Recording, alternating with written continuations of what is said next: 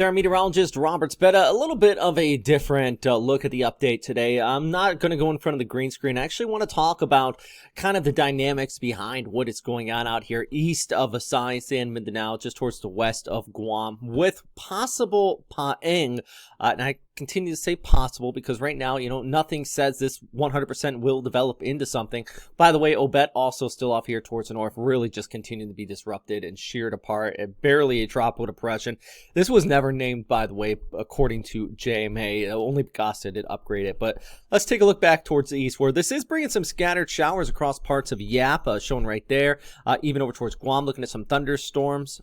This from the Guam National Weather Service, just kind of showing you those scattered showers moving in from the southeast towards the northwest. Now, this is going to be on and off across the Mariana Islands over the next 24 to 48 hours. But also, it does allude to that cyclonic circulation because it is coming from the southeast towards the northwest. If you take a look at ASCAT imagery, it's basically satellite-derived winds. The satellite, it's polar orbiter, and that's why it has these streaks here instead of just a broad shield. It's moving from south to north around the Earth's orbit, and it looks down, kind of gives an idea of where the winds are going based on the waves. That's why you don't see it over land. And you can see that broad circulation center right in here. There's the winds wrapping around towards Guam. It comes back, laps back around like that. Hardly a tight circulation by any means either. And that's one thing you want to stress, is because the guidance just continues to have a hard time picking up a low pressure center here, which for good reason. I mean, there is this broad area of low pressure, but what it is still doing, it is creating a bit of instability. So as we go ahead through Sunday and into Monday over towards Tuesday morning, we are going to continue to see this area track towards the west, even in through the mid part of next week. This is actually showing Wednesday of next week, with this area moving basically right over Visayas. Now the GFS keeps it a little bit further towards east and a little bit slower, but eventually does bring it onshore by next Thursday into Friday. Now my only worry is, guidance right now has kind of backed off considerably from what it was showing here just a few days ago, when it had just a massive storm system off the east coast of Luzon.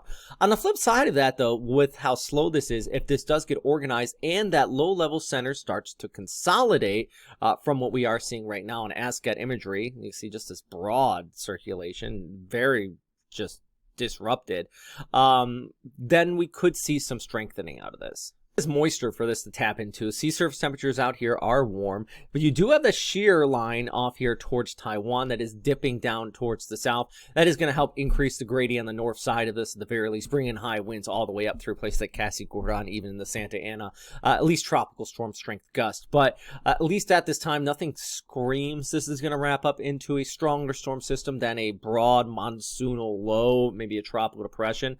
But this part of the ocean, is historic for intensifying storm systems. The La Nina is still well in place, expect to remain in place through the winter. So we have above average sea surface temperatures by 1 to 2 degrees. So that just adds for fuel for the fire out here, for intensification. And thus, if this does organize, it gets the convection wrapped up. There's a lot of ifs and there's less, yes, this will happen.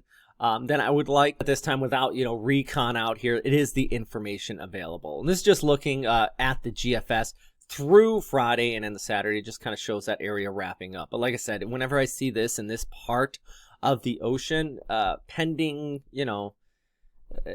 whenever I see something like this in this part of the ocean, it does always lead to, remember Odette, just the rapid intensification prior to landfall. None of the models really picked up on it. Carding, we had something very similar, the rapid intensification prior to landfall, and not many of the models picked up on it. Maybe a little shell-shocked from that. I'm sure a lot of the friends here in the Philippines are as well, so it's one of those things where we for sure just need to continue to watch this together out here and watch for the potential impacts. Anyways, hey, I'm trying to continue to branch out for these updates, and if you work for a radio station, anybody that does out here in the Philippines, Taiwan, Guam, Japan, anywhere in the Western Pacific for that matter, and you need somebody to do a quick voiceover, I got my fantastic little microphone right here.